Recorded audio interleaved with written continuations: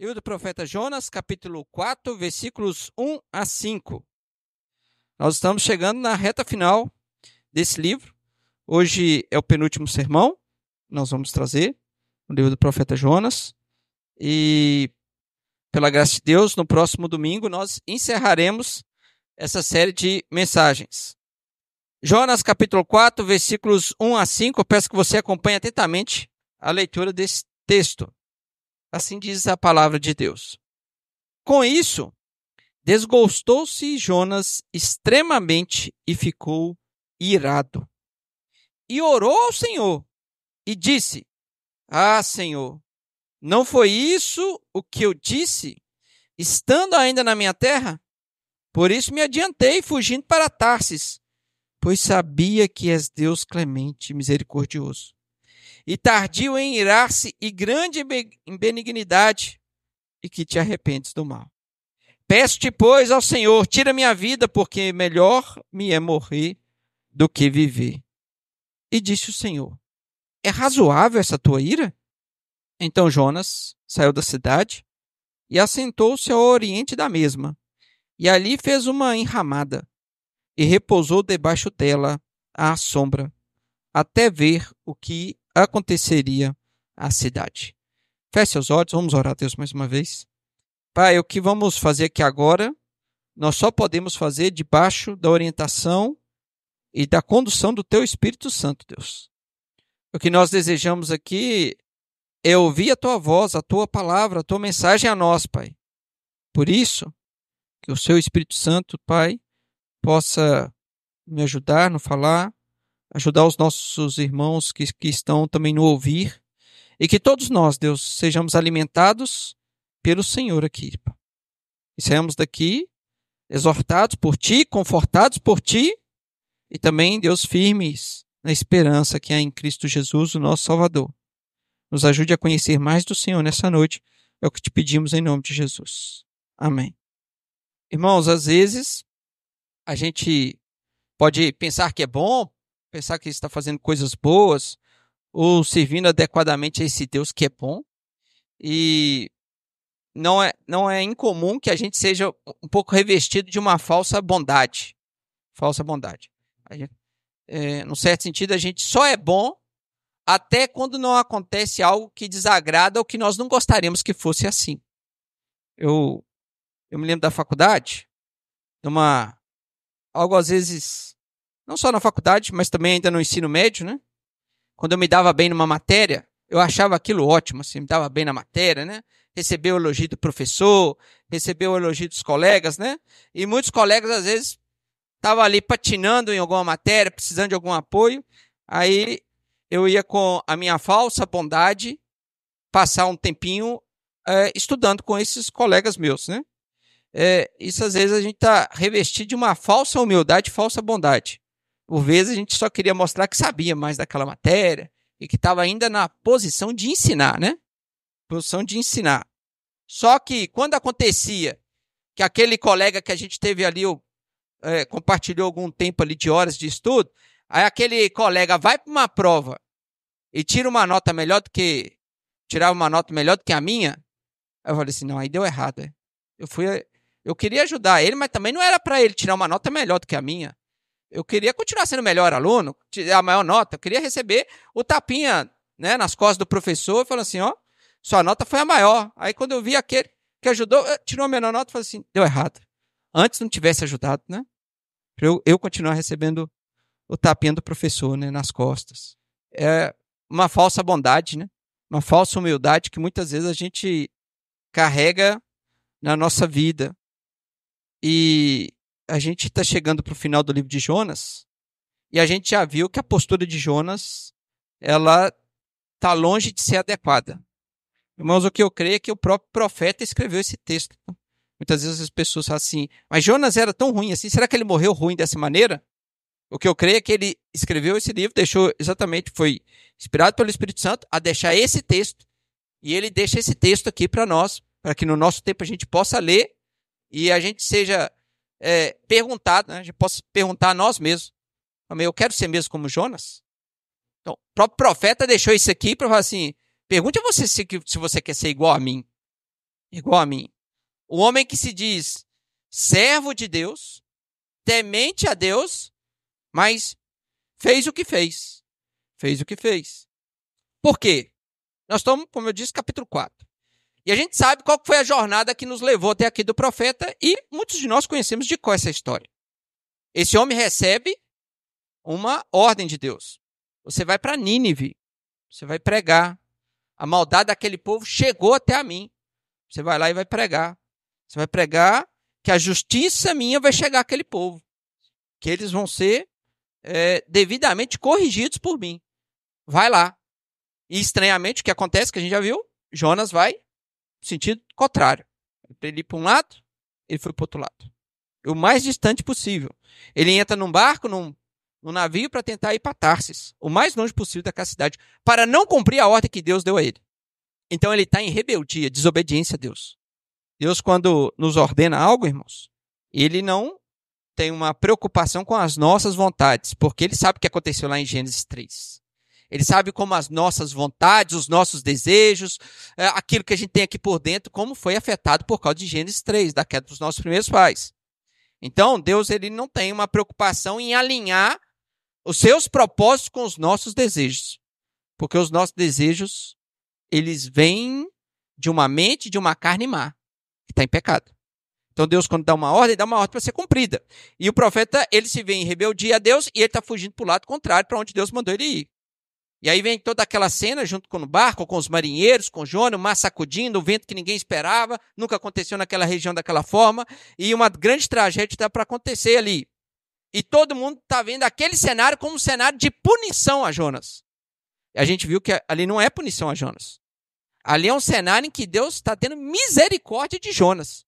E salvando Jonas de si mesmo, da sua rebeldia. Dando a oportunidade ao profeta de num lugar muito inóspito, que o fundo do mar já é inóspito. Agora, estar no fundo do mar, dentro de uma barriga de um peixe, não deve ser o melhor lugar. E lá estava o profeta, em que Deus o levou para que ele pudesse se arrepender da sua atitude, e ele se arrependeu da atitude, a gente vê isso no louvor que aparece no capítulo 2 de Jonas, um homem arrependido, um homem entendeu que fez algo errado perante Deus, coloca isso diante do Senhor, numa linda poesia que está registrada no capítulo 2.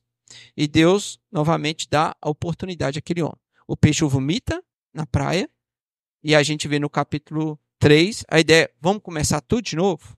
Vai para Nínive pregar o que eu te pedi para pregar. E Jonas vai. Arrependido do que ele fez, ele agora obedece a Deus e vai para a grande cidade de Nínive, uma cidade que, de fato, cheirava maldade. Porque o povo de Nínive não era flor que se cheire, termo que a gente usa, né?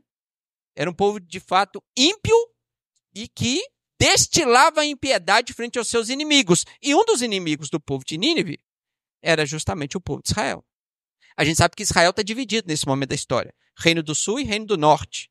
Nós estamos falando de um profeta que era do Reino do Norte, Reino de Israel. E ali na fronteira, junto com todo aquele povo, Nínive estava ali e já tinha umas afrontas ali. O povo de Israel já tinha noção do que era a maldade desse povo. Por isso que Jonas não queria ir para lá. A gente sempre precisa ter em mente que Jonas não estava com um capricho pessoal. Assim, não quero ir lá. Eu quero ir me manda para outro lugar. Para lá não. Não. Jonas não queria ir para lá porque ele conhecia esse povo. Conhecia a forma desse povo. A questão é que Jonas conhecia muito bem Deus. Por isso que eu sempre falo, né? A gente está falando de um homem que é um servo de Deus. E que muitas vezes a gente tem uma imagem, de fato o livro também traz isso, mas a gente só tem a imagem que foi uma péssima pessoa. Talvez nem seja crente esse homem. Não. Jonas é uma pessoa crente. Jonas é um servo de Deus. Ele conhece muito bem a Deus. Ele não queria ir para Nínive justamente porque ele conhecia quem é Deus. Ele fala assim, eu vou levar uma mensagem dura. Aquele povo, se tiver uma gota de arrependimento, Deus vai tratar aquele povo. Eu sei que vai, porque Deus é bondoso. Por isso que ele não queria ir para lá. E aí ele vai, prega, e a gente viu no último sermão, no capítulo 3 de Jonas, o grande avivamento que acontece na cidade de Nínive. Há uma comoção de toda aquela cidade. O povo se vê aquela mensagem que foi dada de forma rápida, apressada e curta, sem muitos elementos, porque a pregação de Jonas foi extremamente curta. Né? Nínive será subvertida, 40 dias. Pronto, era isso, né? E uma cidade que era para ser percorrida em 3 dias, ele faz em um dia. É toda aquela correria para ter pregado. É aquela ideia, vou fazer da pior forma possível. Que aí não corre o risco daquele povo se arrepender. Irmãos, quando Deus ele quer agir com graça, ele vai agir com graça. Mesmo em torno da impiedade humana. Aquele povo ouviu aquela mensagem. Aquele povo se arrependeu. Houve uma comoção ali dentro daquela cidade. Até o governante daquela cidade, ele coloca um pano de saco, ele tira suas vestes e coloca um pano de saco, faz um decreto para que, se ainda tem algum doido que não está entendendo quem é o Deus criador dos céus e da terra, porque a mensagem foi dada pelo Deus Yahvé, o criador dos céus e da terra. Esse povo deveria ter notícias de quem era Yahvé, o Deus dos hebreus, dos israelitas. E sabia que esse povo era governado por um Deus que os tirou da terra do Egito, o maior império da época.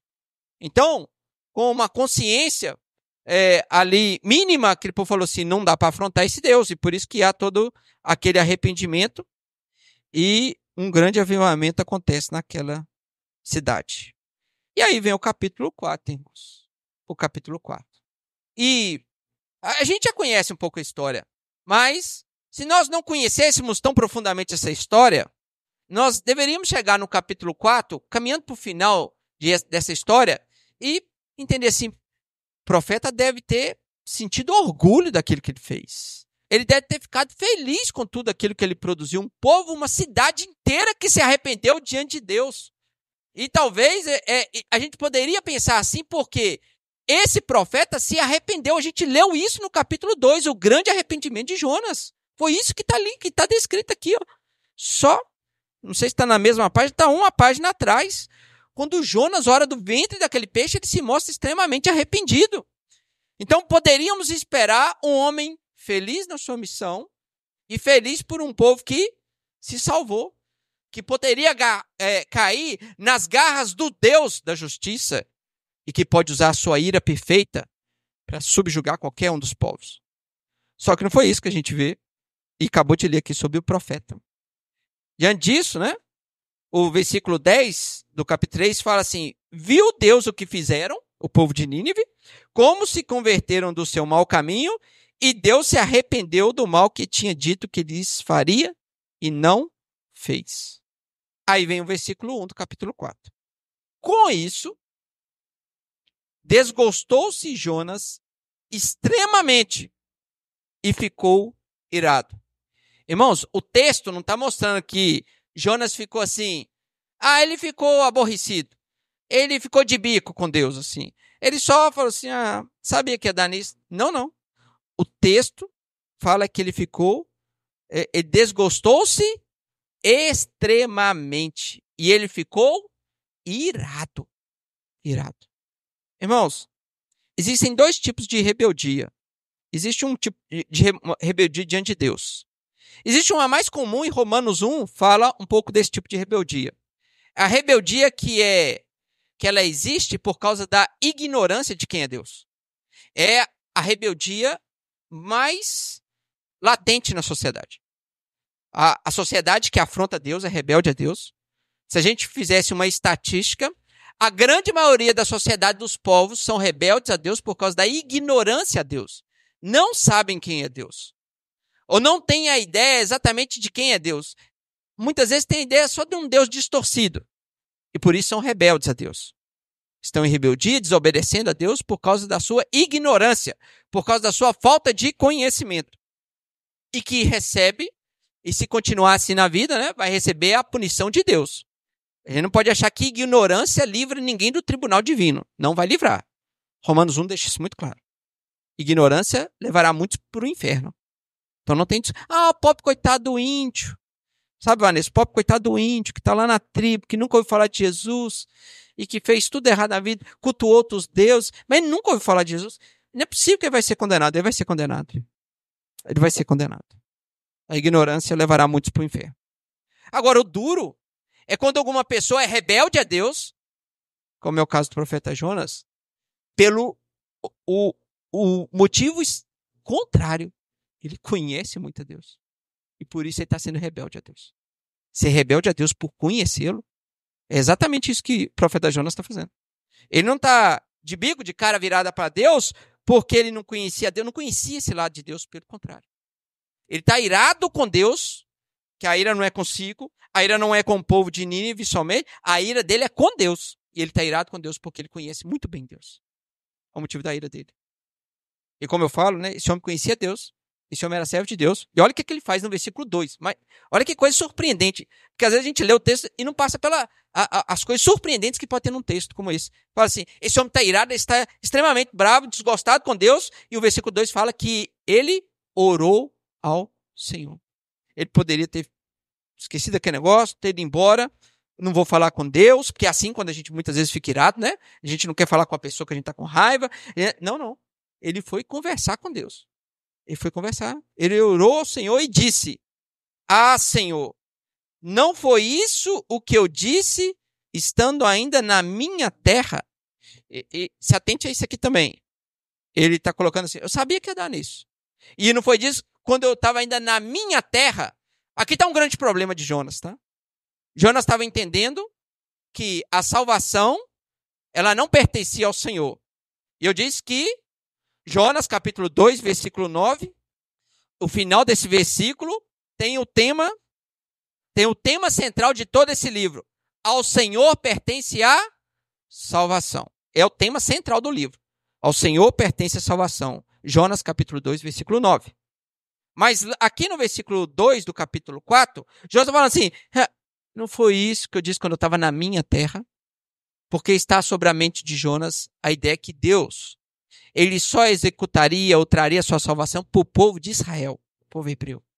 Jonas entendia que aquilo não poderia ser desfrutado por outros povos. Aquilo era algo particular, dado somente ao povo de Deus. De fato, irmãos, a gente sabe que Deus ele estabeleceu um pacto, uma aliança com Abraão, que se estendeu à sua descendência, e vai caminhando de Abraão, Isaac e Jacó, e de Jacó as 12 tribos de Israel, e é com esse povo que Deus estabelece uma aliança específica. Mas claramente Deus já aponta desde a aliança que ele faz com Abraão, em Gênesis, no capítulo 12, que aquela aliança serviria de bênção também para outras nações. Mas Jonas, ele estava interpretando que aquilo era algo que devia ficar só com o povo hebreu. E aqui ele continua ainda falando, por isso me adiantei fugindo para Tarsis, pois sabia que veja só, a rebeldia de Jonas é por conhecer a Deus, pois sabia que és Deus clemente e misericordioso, e tardio em irar-se, e grande em benignidade, que te arrependes do mal. Jonas conhecia muito bem a Deus.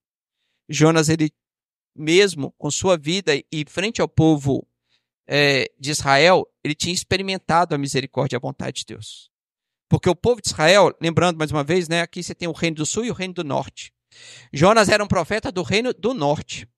E o reino do norte, quando teve essa divisão depois de Salomão, o reino do norte é um reino que rapidamente fez grande rebeldia e afronta a Deus.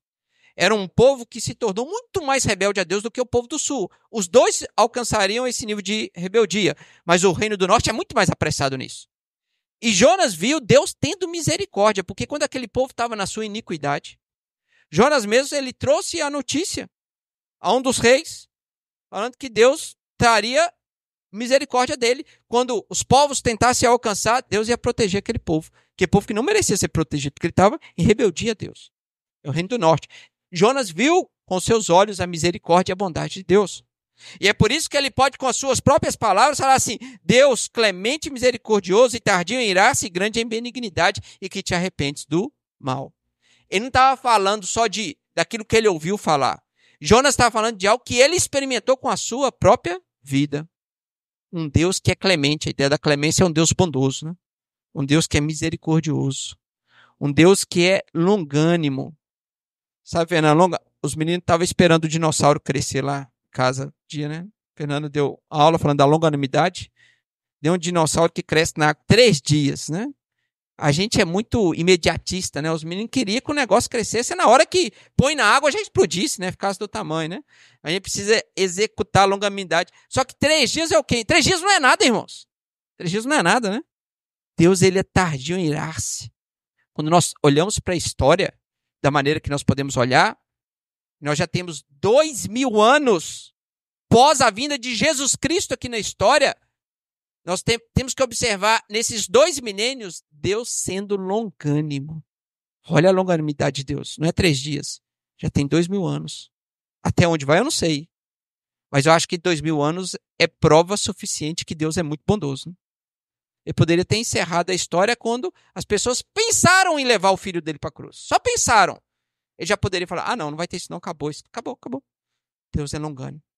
Ele exerce a sua longanimidade por toda a história e isso é visível a nós. Tardio em irar-se, grande em benignidade e que te arrependes do mal. É por isso que esse homem não queria ir lá. Como eu disse, ele sabia que uma gota de arrependimento daquele povo cruel, que era o povo de Nínive, e experimentar a graça de Deus. Só que Jonas tinha aquele problema que tem no ser humano, achar que as coisas boas devem ser só para nós. Elas não devem ser vividas por outras pessoas. É eu lá na escola, lá, achando que a nota boa, a primeira nota tinha que ser só a minha. Podia ser dos outros. Não, deixa só a minha. As coisas boas têm que acontecer só conosco, não com os outros. Em Êxodo 34, versículo 6, Moisés, ele declara, Senhor, Senhor, Deus compassivo, clemente, longânimo, e grande em misericórdia e fidelidade. Joel, capítulo 2, versículo 13, diz, rasgai o vosso coração e não as suas vestes, e convertei-vos ao Senhor, vosso Deus, porque Ele é misericordioso e compassivo e tardio em irar-se, e grande em benignidade e se arrepende do mal. Irmãos, a Bíblia é repleta de outros e outros textos, outras experiências que homens rebeldes, homens que andaram com Deus, homens que não andaram direito com Deus, erraram muito. Muitos e muitos homens, mulheres, experimentaram a graça e a misericórdia de Deus. E como Deus, de fato, Ele pode trazer a sua salvação, ao Senhor pertence a salvação, a quem lhe aprouver. E o que a gente precisa tratar é o nosso coração, que muitas vezes não suporta a bondade de Deus destinada a outras pessoas. Não é à toa que surge diante de nós, em Lucas capítulo 15, a parábola do filho pródigo. Aquela parábola que é repleta de ensinamentos, ela chega no seu ápice na parte mais final, caminhando para o final. Quando aquele filho que fez tudo de errado, ninguém precisa ter dúvida, porque ele fez tudo de errado. Ele pediu a sua parte da herança, ele foi viver alimentando os seus prazeres, ele se viu gastando toda aquela herança, que não deveria ser pequena, mas gastou toda aquela herança, se viu na sarjeta, ele se arrependeu e ele voltou para a casa do pai. Ele não queria voltar na situação de filho, ele desejaria voltar como um servo somente já era muito melhor do que ele estava vivenciando na sarjeta, comendo um alimento de porcos. Mas ele, naquela volta, a gente sabe o que aconteceu, naquela parábola que Jesus conta, o pai corre em direção ao filho, ele abraça aquele filho, ele coloca roupa naquele filho nova, roupa não de servo, mas roupa que era o filho do pai, que tinha todas aquelas posses, coloca um anel no dedo daquele filho e faz tudo aquilo em grande alegria, manda matar um porco, um cordeiro, assim, não, outro tem festa, outro tem bacon, porque bacon é sinal de alegria, irmãos. E aí coloca bacon naquele negócio para ter uma grande festa, para celebrar para aquele povo, porque o filho que estava perdido voltou. Aí o final daquela parábola aparece quem? O filho mais velho. E como que o filho mais velho está? Ele está alegre, feliz com tudo aquilo que está acontecendo? Não. Ele está de birrinha. Ele está chateado. Por quê? Porque ele está vendo tudo aquilo ali e ele fala assim, pai, há tanto tempo eu estou te servindo, eu nunca deixei de servir, eu estou te obedecendo, eu estou aqui fazendo tudo o que o senhor faz. Dia após dia eu estou aqui, o senhor nunca me deu um leitãozinho para a gente comemorar aqui, nunca me deu um cordeiro para a gente fazer um churrasquinho. Pessoa que é incapaz de celebrar a salvação, a grande salvação. É por isso que Deus aqui vê um absurdo o que Jonas pede no versículo 3. Peço-te, pois, ó Senhor, tira minha vida, porque melhor me é morrer do que viver. Irmãos, veja só, por isso que eu falo, ser rebelde a Deus, conhecendo a Deus por causa do que Deus é, esse homem aqui correu grande perigo na vida dele. Porque ele está pedindo a morte por causa da bondade de Deus. Assim, eu peço que o Senhor me tire a vida, porque melhor me é morrer do que viver. E veja só como Deus é extremamente compassivo, benigno e longânimo. Como eu disse, o livro de Jonas não fala do profeta, não quer exaltar a pessoa do profeta, a pessoa central não é o profeta Jonas. O livro do profeta Jonas é um livro que fala de Deus. Tem um filme que é com o Jim Carrey, eu acho, que ele se coloca como Deus. É o Todo-Poderoso? Todo-Poderoso? É Todo-Poderoso, né, que chama aquele filme, né? Aquele filme que é uma sátira, né, assim, é uma comédia, mas aí ele mostra como que o homem não pode ser Deus, né? O homem, quando se coloca no papel de Deus, dá no que dá, né? Aí tem toda aquela comédia lá, daqueles absurdos que acontecem lá. Por quê? Porque o desejo humano, o coração humano, vai fazer, né? Só Deus pode ser Deus, né?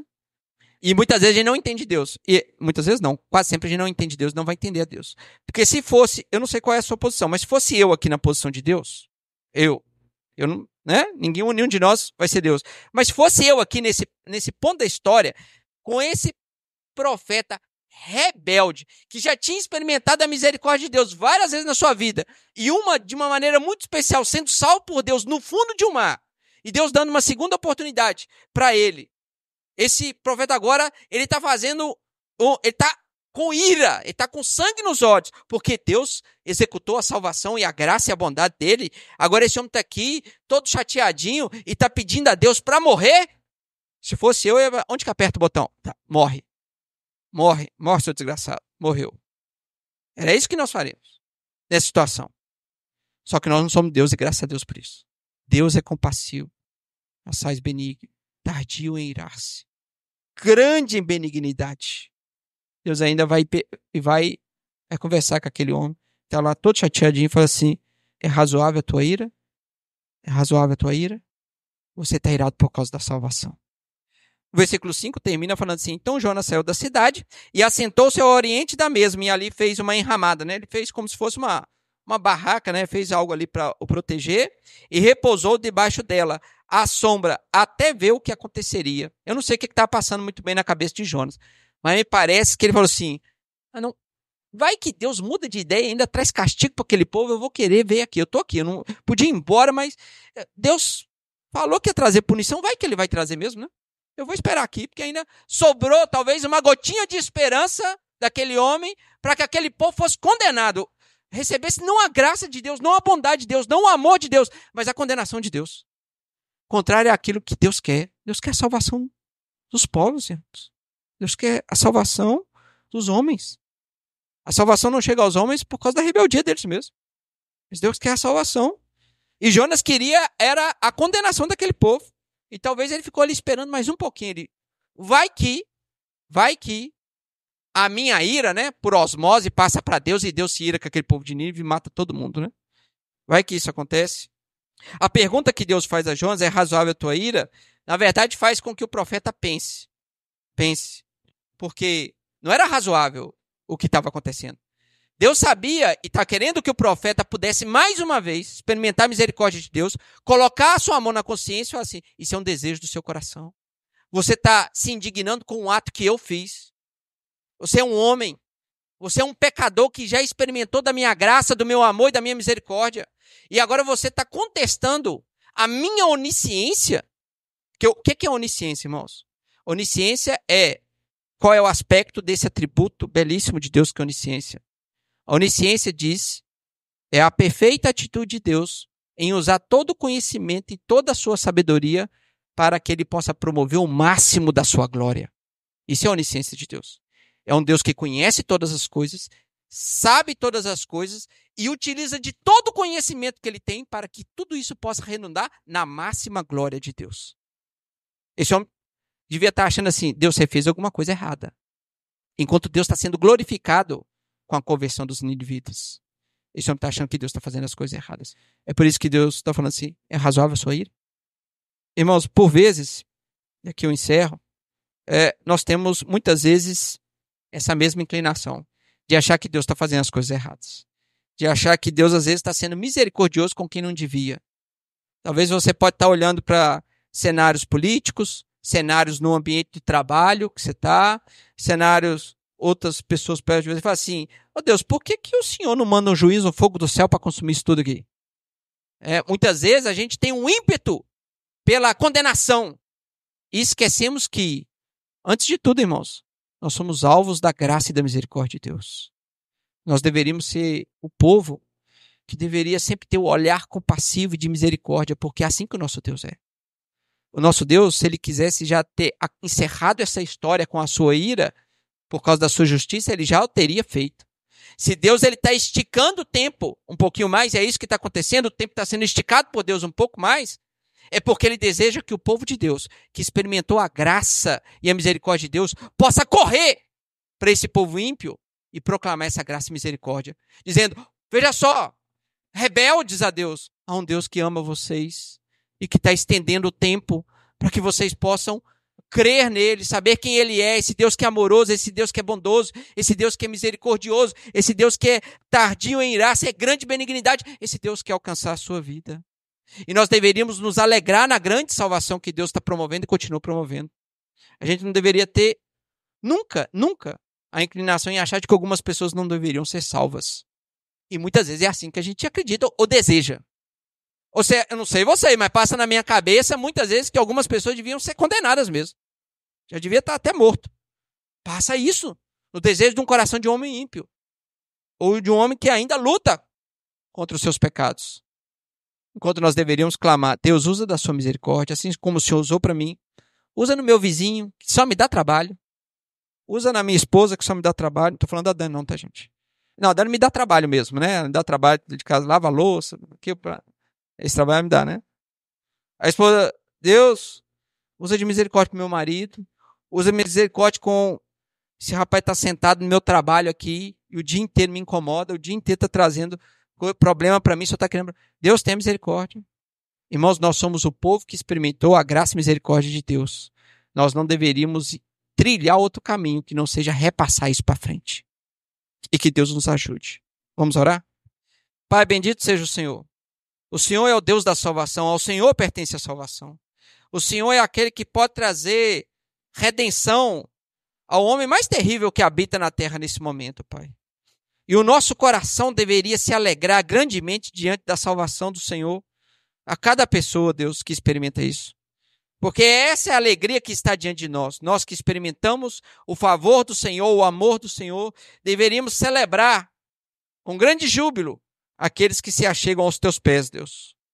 Que o Senhor nos ajude, Pai, a fazer com que sejamos fiéis no cumprimento da missão de anunciar o Deus misericordioso que traz salvação. Não nos deixe ser tomado, Pai, por uma arrogância, Deus, por um orgulho cristão errado, Deus, que não existe. Deixa que a gente seja orgulhoso nesse ponto, Deus, em achar que a salvação chegou para nós e está bom, não precisa chegar mais ninguém. Pelo contrário, Pai, nos faz ávidos por proclamar a verdade da salvação às pessoas que precisam, Deus. E tire de nós, da nossa mente, das nossas atitudes, qualquer inclinação contrária a não se alegrar com a graça do Senhor, com a tua salvação. Nos ajude, Deus. Precisamos do Senhor. Porque o nosso coração, Deus ainda inclina para desejos maus, Pai. O Senhor nos permita com que a nossa mente, o nosso coração, a nossa alma, todo o nosso ser, possa, de fato, se alegrar naquilo que o Senhor tem feito na história, Pai. Cuide de nós, Pai. Cuide do teu povo. Cuide da missão que o Senhor tem nos dado. É a oração que eu faço em nome do Senhor Jesus. Amém. Amém.